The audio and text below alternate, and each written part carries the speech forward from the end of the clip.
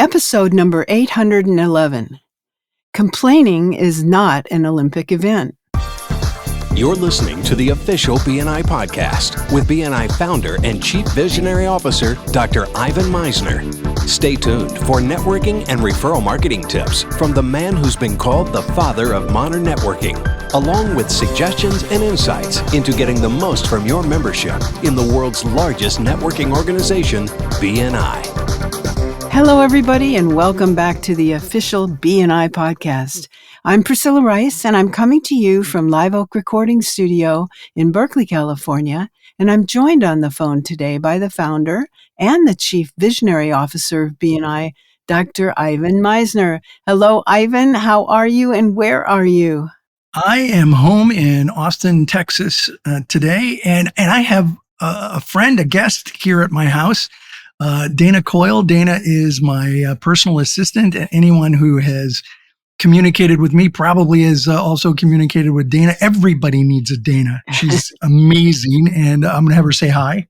Hello. It's really an honor to be here. I've listened to BNI podcast for years, and I'm excited to say hi. Thank you. Yeah, it's great to have you here. And we, Dana's kind of the producer for the podcast. She lines up whatever guests and does, gets all the information in advance. So if it sounds like I'm organized, it's because Dana is organized and I follow what she says. Perfect. So great to have you here. And she's going to be in the background as we do this one. Priscilla. Okay, great. Nice to hear you, Dana. Thank you. All right. So today's podcast is kind of tongue-in-cheek.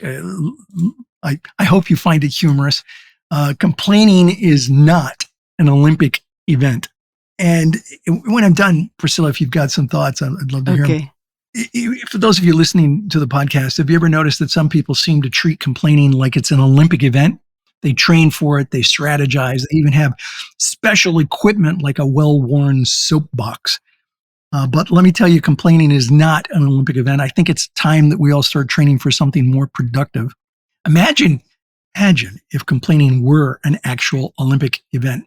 There would be teams from all over the world, each with their own style of complaining. One country would be masters of the dramatic sigh, while another would excel at dry sarcasm. There'd be one nation that would be experts at complaining about the food, and definitely one that would be efficient complainers getting their grievances out in record time. By the way, I had specific countries in mind as I wrote each one of those. So what countries would you assign as gold medalists in each of those fields? The dramatic sigh, the dry sarcasm, complaining about food, efficient complainers, record time. Think about what country you would assign to that. I didn't want to make the countries mad, so I didn't say who I was thinking of for each of those. But imagine the opening ceremony would be a sight to behold. Instead of athletes parading around with their country's flags, teams of complainers would strut their stuff, each carrying a well-worn soapbox. The judges would be looking for the most creative complaints, the most eloquent grumbling, the most persistent whining. But what would the actual events be? There'd be a race to see who could complain the loudest and the longest without taking a breath, or maybe a competition to see who could come up with the most trivial complaint. I asked for no onions on my burger and there's a tiny piece of onion stuck to the bun. Who knows? The most interesting event, though, would be the team competition. Teams of complainers would be given a situation like waiting in line at the motor vehicle department. They'd come up with the most creative complaints to get ahead. The judges would be looking for teamwork, persistence, and the ability to improvise complaints on the spot.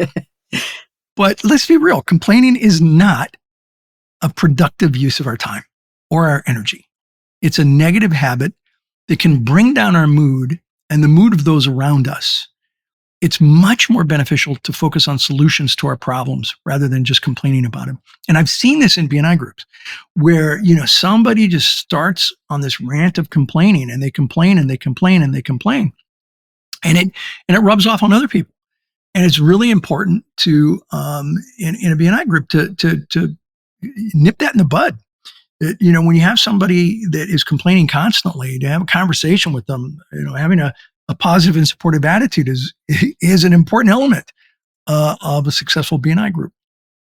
So I would say let's start training for something more productive instead of complaining about the long wait at the Department of Motor Vehicles, let's bring a book to read or a game to play. Instead of griping about the weather, let's plan a fun indoor activity or embrace the rain with a colorful umbrella. And what about BNI? Think about something that people complain about in BNI and then consider what might be done definitely to address that issue or to focus on a solution. When all is said and done, complaining may not be an Olympic event, but it is a habit that can be hard to break.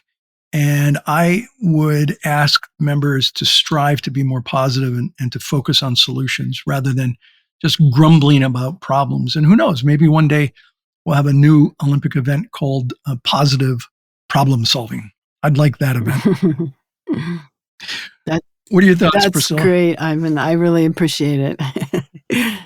I had once a member say to me, true story, not making this up.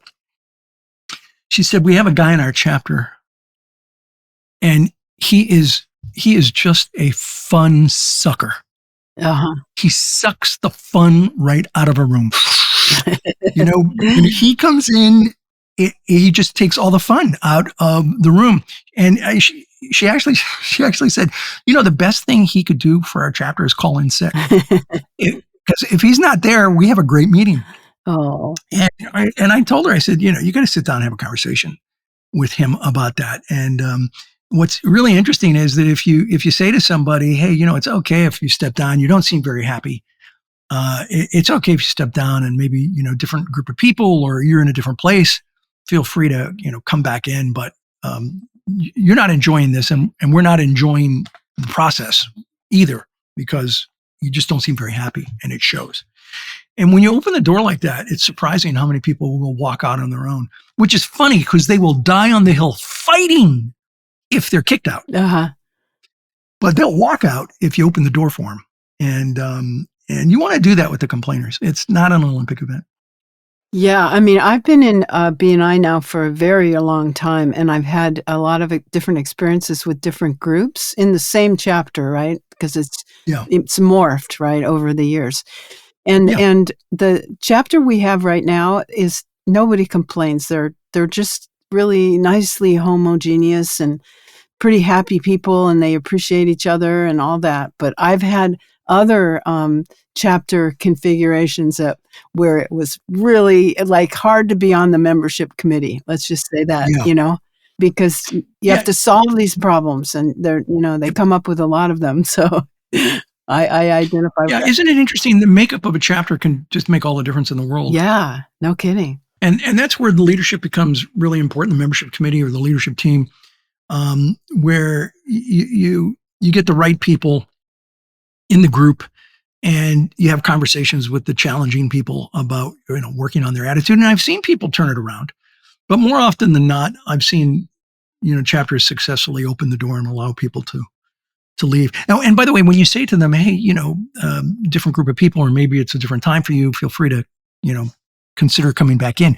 You don't have to take them back. Right. And they rarely want to come back in anyway when they've been complaining so much, but you don't have to take them back.